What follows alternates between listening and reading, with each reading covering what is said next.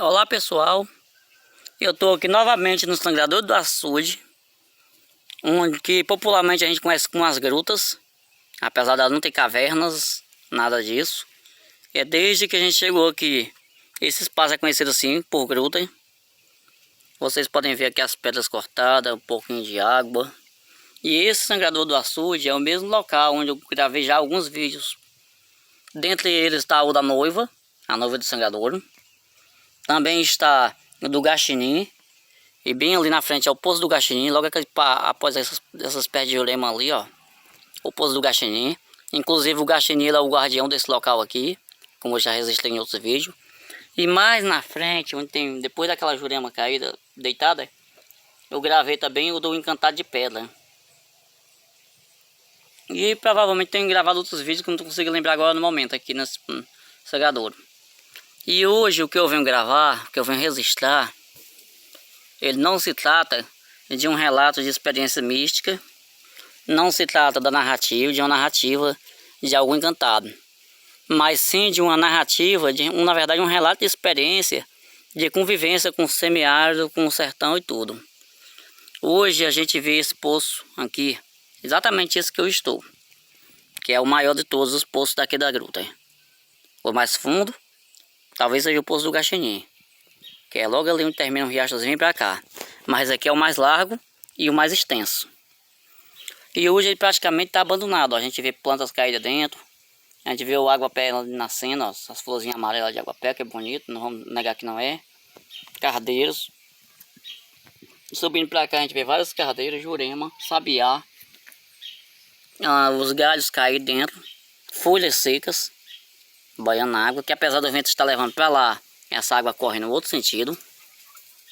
Ó, o vento está levando no sentido para lá, mas essa água está correndo, apesar de não parecer, ela lentamente está correndo para ali, ó, porque ainda estamos no período de cheia, de chuva.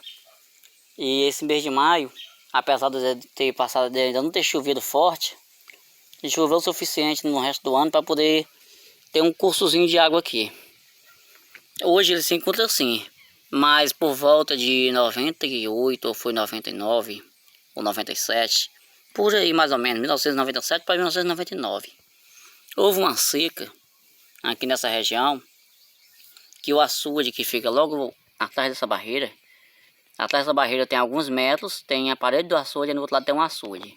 Atrás da barreira que vocês estão vendo na minha frente. E aqui é o sangador dele. Até o açude grande chegou a secar. Mas antes dele secar, ele ficou assim numa situação que a água estava inadequada para beber.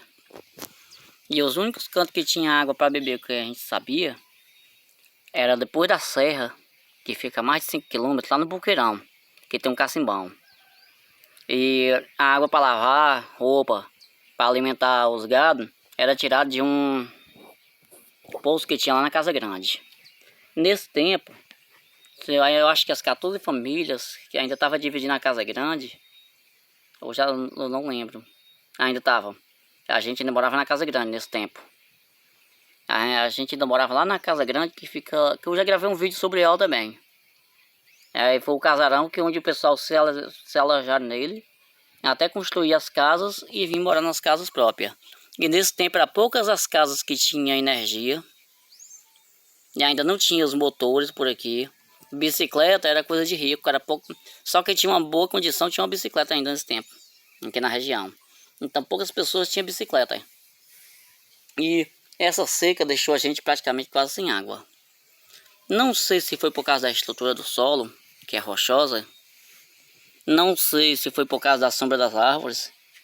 Mas alguém encontrou esse espaço aqui.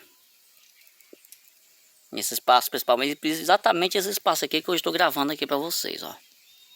Esse espaço que vem do Poço do Gaxinim ali, ó.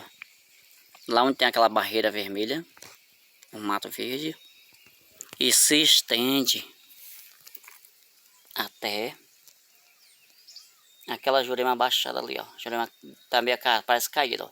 Essa planta verde na frente, ó. Se estende nesse espaço aqui.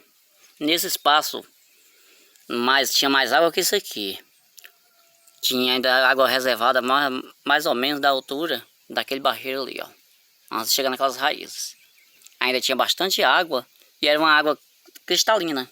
Dava para ver as pedras no fundo ainda. E nas partes mais fundas não dava por causa da profundidade, mas nas partes mais rasas dava para ver as pedras. E foi o que salvou a gente, foi esse espaço. O que salvou a gente da seca. Alguém talvez caçando algum animal, ou caçando, alguma caça para comer, alguma coisa, encontrou e avisou o pessoal da comunidade. Era alguém da comunidade mesmo, informou que tinha água e achava que dava para beber.